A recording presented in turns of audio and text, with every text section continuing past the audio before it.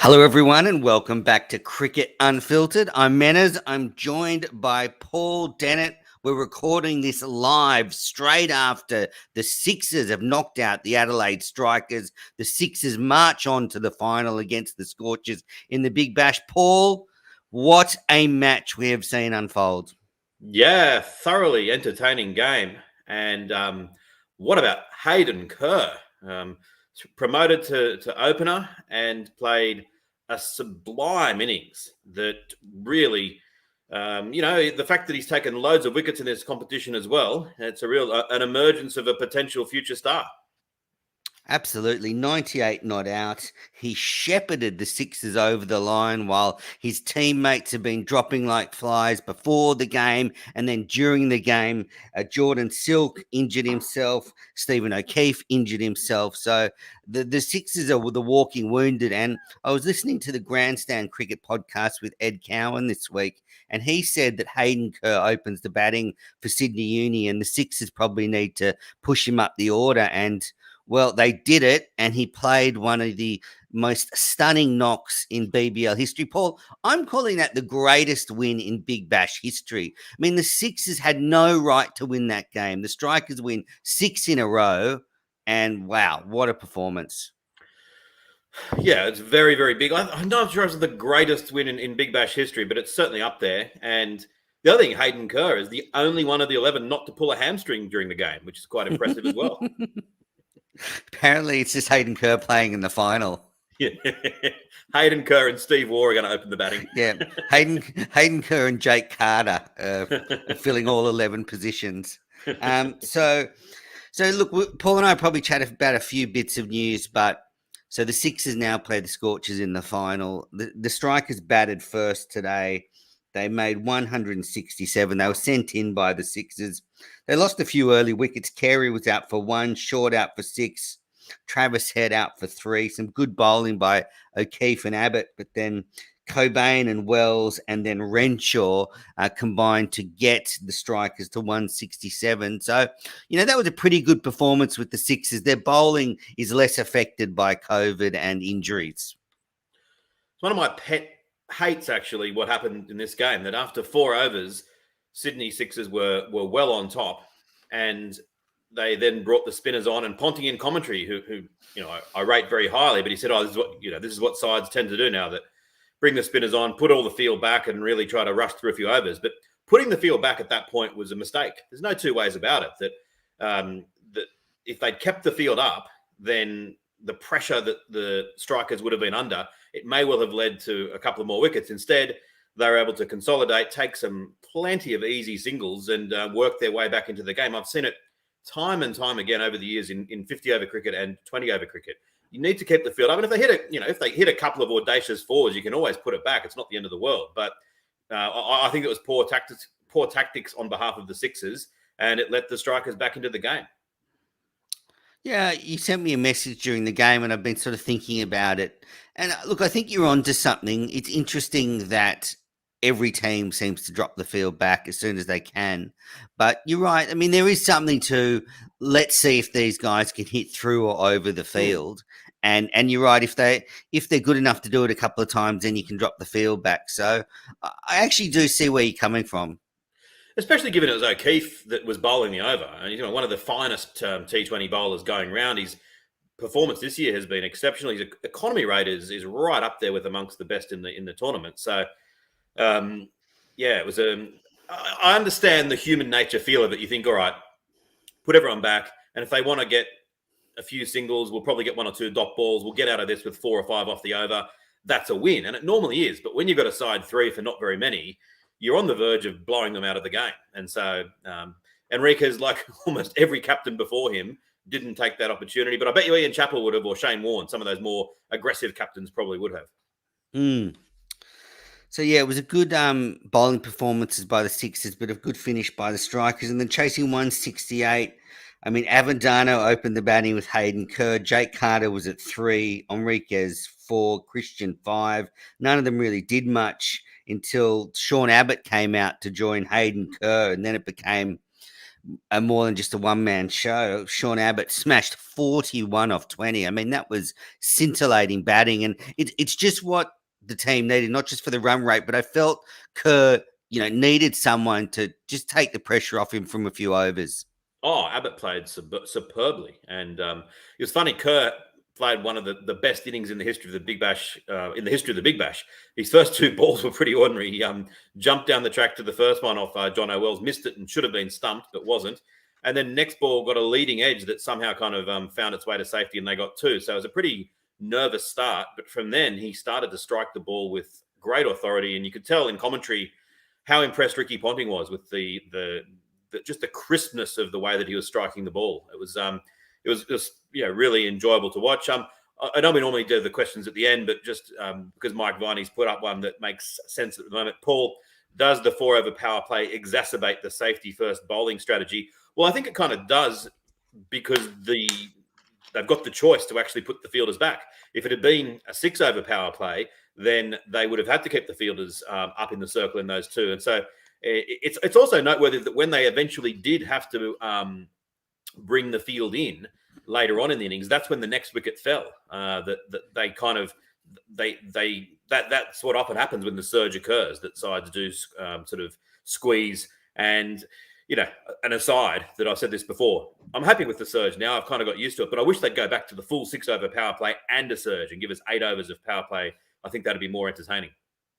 Yeah, agree. We'd see high totals, that's for sure. And people love runs. Yeah, I forgot about that Carey missed chance actually off the first ball of the innings. Hayden Kerr missing that ball off Wells. So a bit of a stinker for Carey, doesn't do much with the bat. And then, he takes that stumping. I mean, Kerr 98 not out of 58, certainly the decisive knock. So, yeah, Carey probably having a few issues with the gloves. We saw it in the test team, and so sort of carried on to the Big Bash. It got tight towards the end.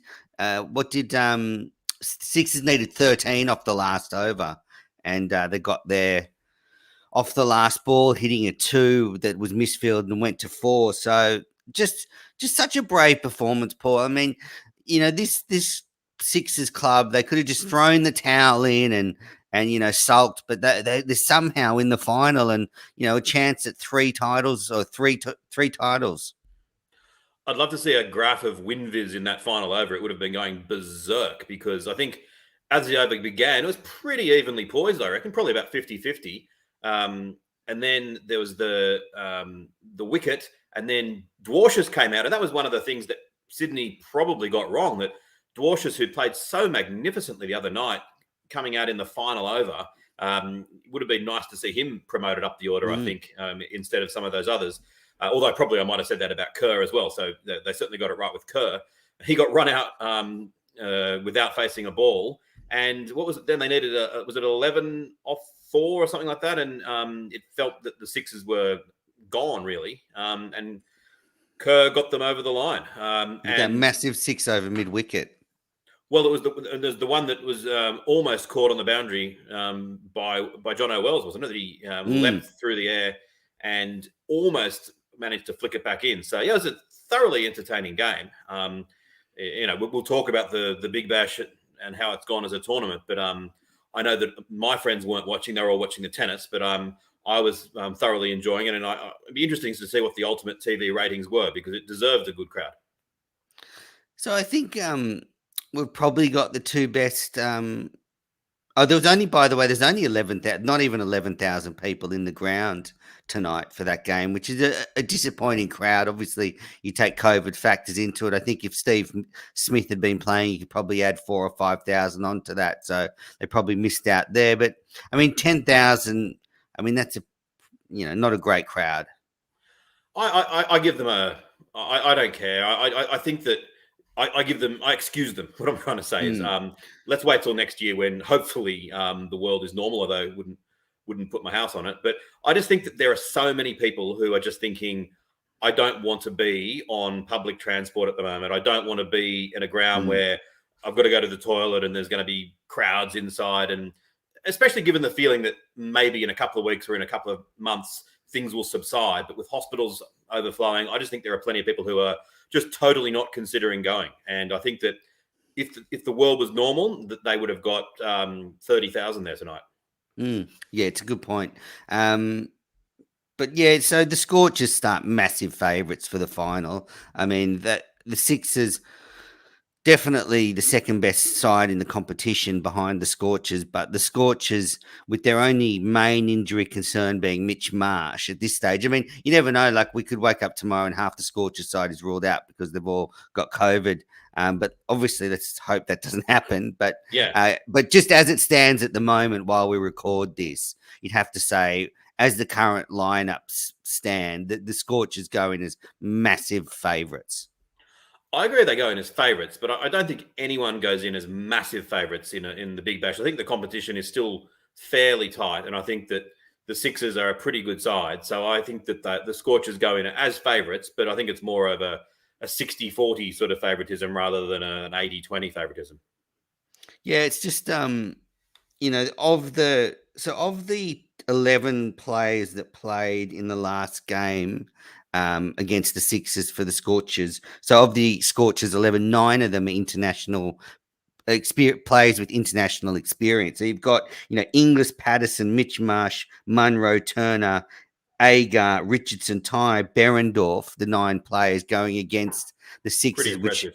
essentially might be 6 or 7 players that are making the transition from grade cricket now into the big time. So you're right, but I think there's a fairly big gap on paper between these two sides.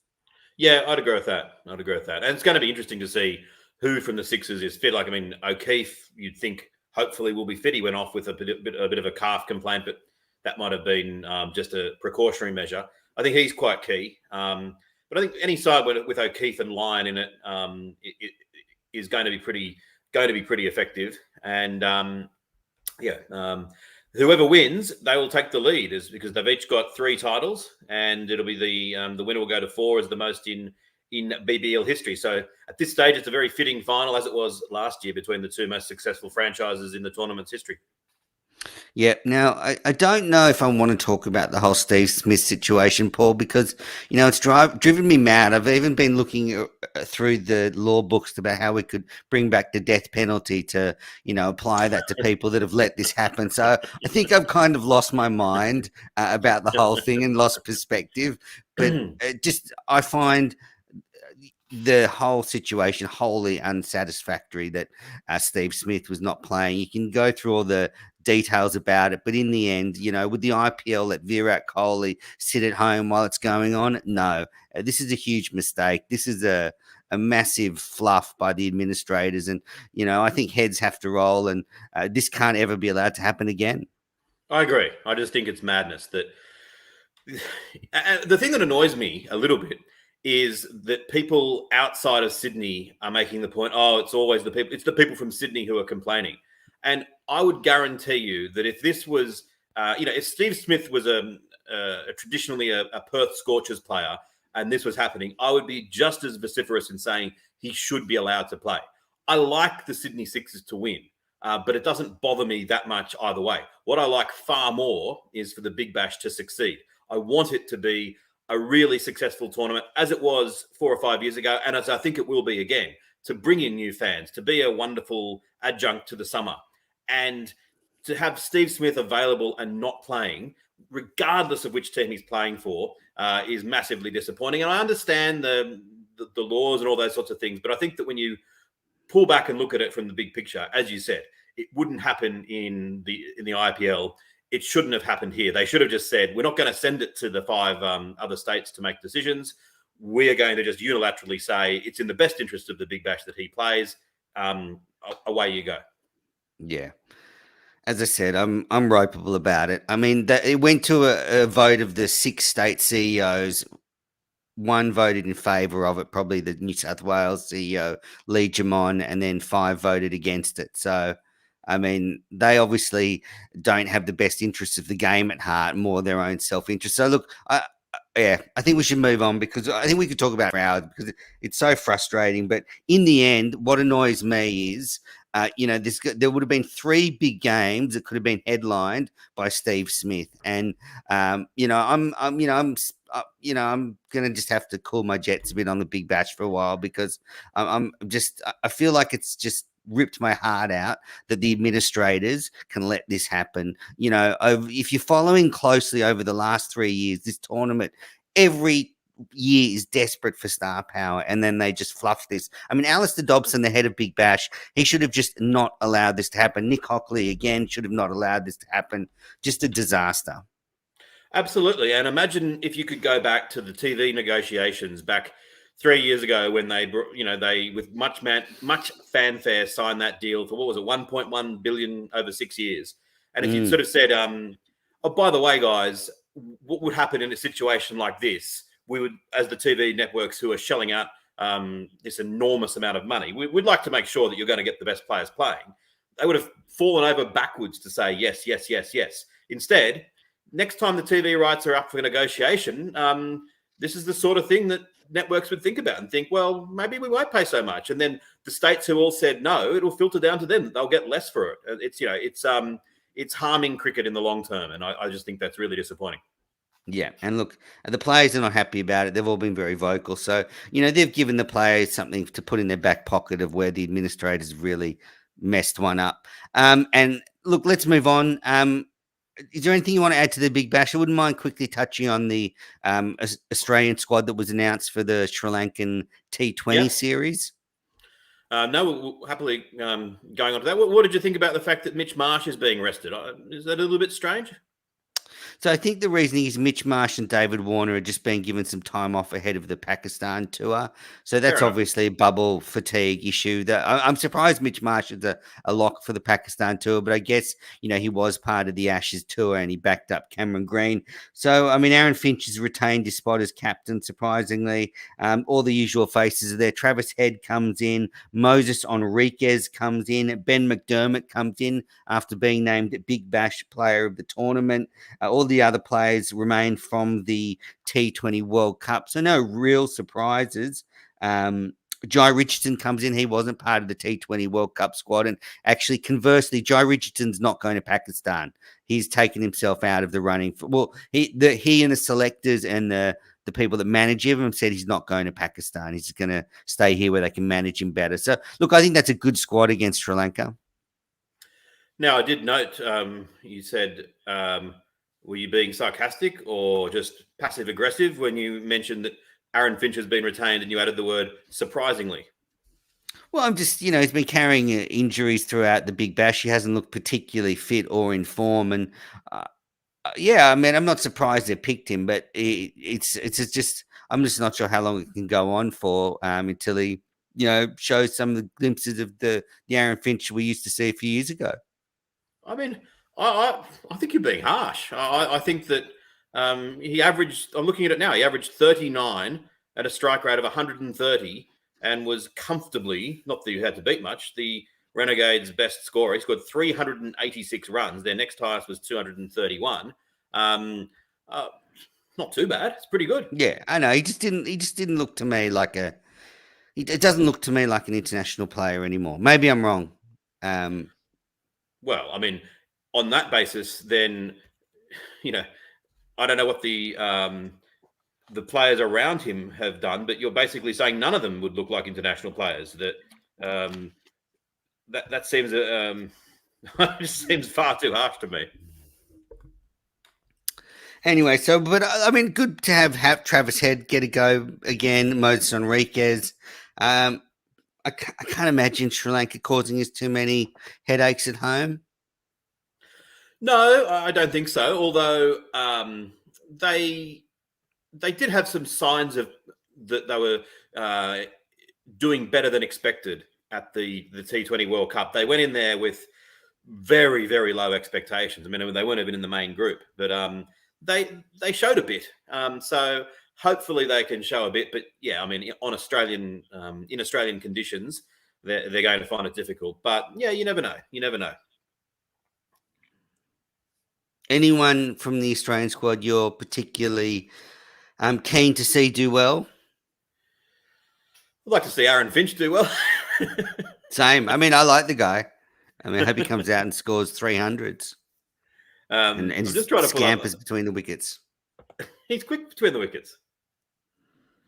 Yeah, I mean, looking at the numbers here, he's got about the 12th or so highest average in the whole Big Bash. So you basically, I mean, Moses Enriquez averaged 39 with a strike rate of 134. Very, very similar numbers to him. Are you saying that that he doesn't look an international player? Well, I mean, I think probably Enriquez is.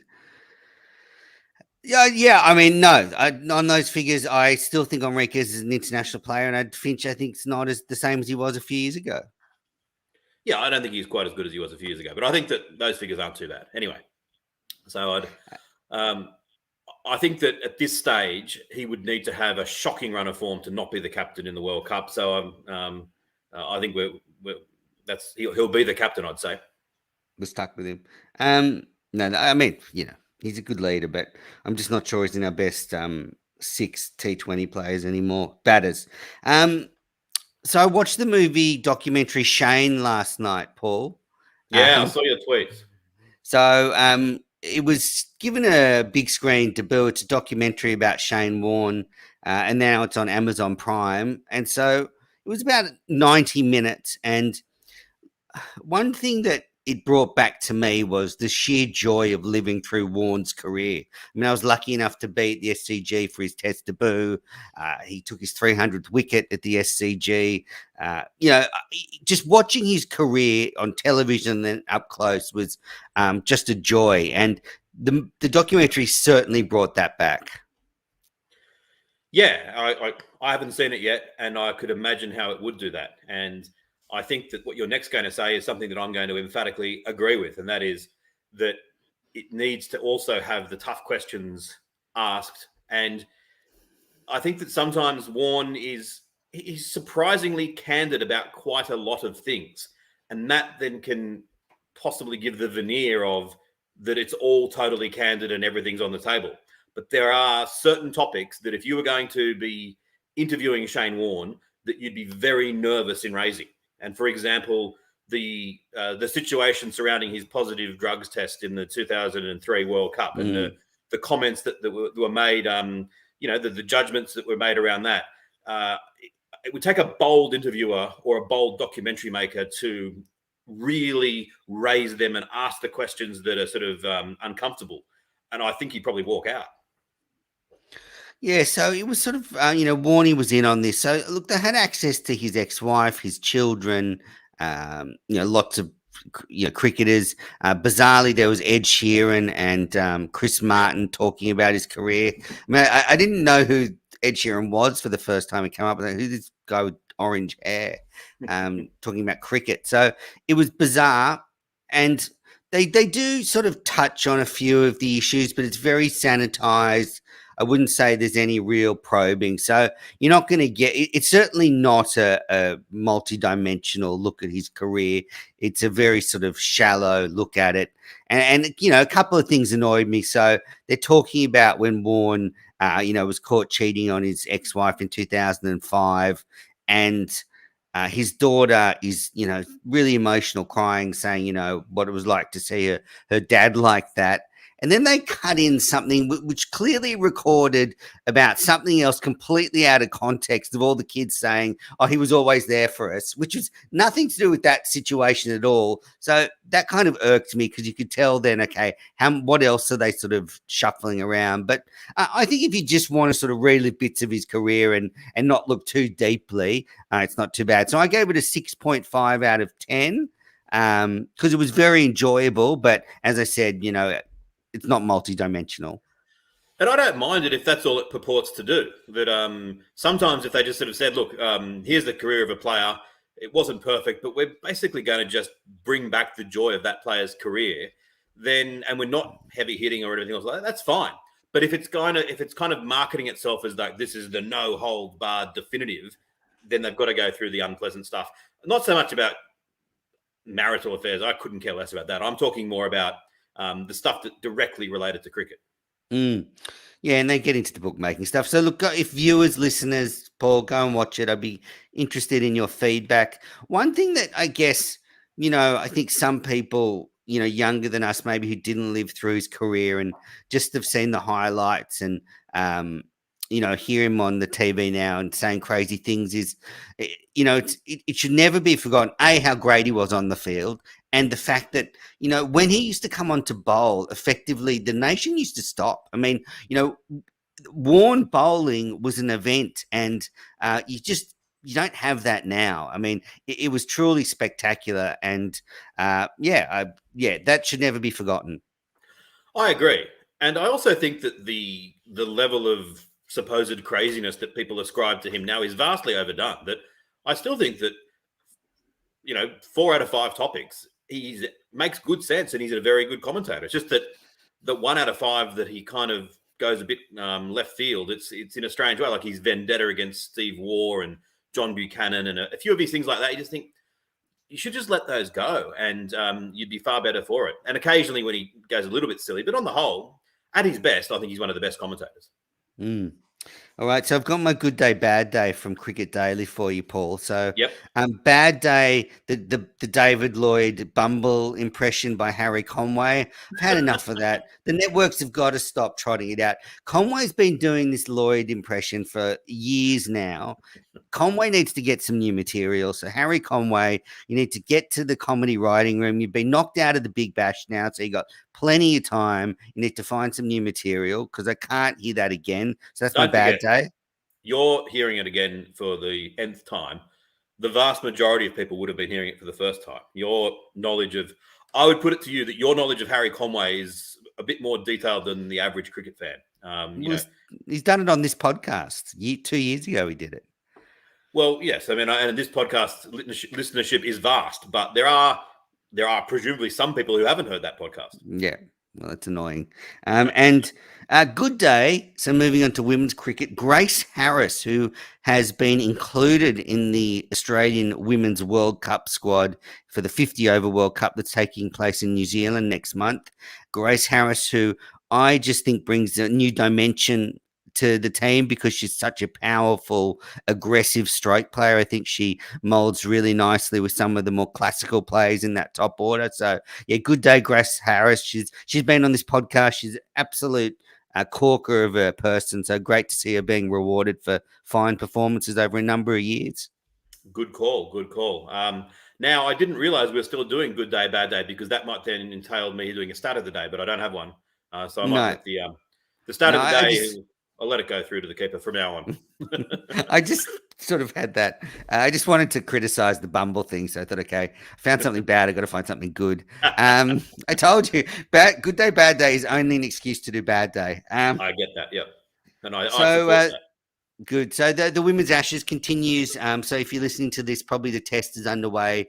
Most people are listening on the podcast feed, but Australia leading the Women's Ashes series 4 points to 2. Only one T20 game getting a result. The big news there, Elise Perry not picked for the T20 side, which was quite a shock. Well, they sort of flagged it in the days leading up to it, and I think it's the right call. She'll obviously still figure in the longer forms of the game. But as far as the T20 side is, if I'm picking my best Australian 11 at the moment, she doesn't figure in it. And it will be interesting to see if this does cause a change in approach. And if she just says, okay, well, bugger you guys, you want me to be more aggressive, I'll do it. And it might actually, she might play all the better for it. Yeah, we hope so. She certainly struggled in the WBBL with the bat at times. So yeah, look, the test match is probably underway, but love the test match. 4 points on offer in the test match. So one of the criticisms is that because 4 points are on offer, that most teams play for a draw because they don't want to, concede the 4 points. So maybe they need to look at tweaking that down the track. Well, yeah, and that, and also if history is to go by, I am very fearful that the Manuka Oval pitch will be not conducive to attractive cricket, that they seem to trot out flat, low pitches every time there's a women's test match. So if they can have a nice, bouncy, decent pitch, then it'll be a fantastic spectacle. If they don't, it'll be once again a real disappointment and a blow for women's test cricket. So yeah, lots of great action to look forward to. The Big Bash final, the conclusion to the Women's Ashes. So this Test match and then 3 ODIs. So a lot happening on that front. I guess the fact that the Western Australia are now keeping their border closed, there is some uncertainty about what's going to happen to the Australian domestic schedule, whether the Sheffield Shield will continue, whether WA will actually pull out of the tournament. So yeah, I'll be interested just to see what happens over the next week or two around that. Yeah, I suppose they could just be travelling as they have done for the Big Bash, but there probably comes a time when you might just think, do you want to live that homeless life for far too long? Yeah, exactly. All right, just before we go, some comments from the viewers. Jeremy Henderson. Interesting to note that the final will be the Scorchers' 6th game at Docklands, but that the Sixers' only game there was their loss to the Scorchers last week. So certainly some advantage to the Scorchers, but that's sort of, I guess, effectively what home ground advantage is. Yeah, I'm sure that's still rather Optus Stadium, but yeah, at least it's some sort of home advantage. SS98 put this question in 4 times. So hey guys, will Ben McDermott get a buyer at the IPL auction? Can he play spin? Well, it's an interesting one. There is talk that batters like Ben McDermott aren't traditionally the overseas players that teams are looking for. There's a lot of talented batters sort of flying around in Indian cricket, but the franchises look at really quick bowlers, maybe spinners, the real big stars, but not often batters. But look, maybe they'll look to pick him up. I think he can play spin. I don't know if he'll be able to handle the big dance of the IPL, but maybe the series against Sri Lanka will give us an indication. I think that's the right answer. Yeah, that they'll be very eager to see what he does at the international level. I think that he's a chance of being picked up. I don't think he'd go for enormous money, but all you need is a bidding war, and anything can happen, I suppose. Yeah, and I guess it's just hard to judge. I think there'll be a big step up, say, from the quality of attacks he's been facing in this Big Bash to what he'd face in the IPL. I think there'd be like a huge sort of difference there. Yep. Alrighty, well, Ray, absolutely love the game. Can't wait to see the Aussies get picked in the IPL mega auction.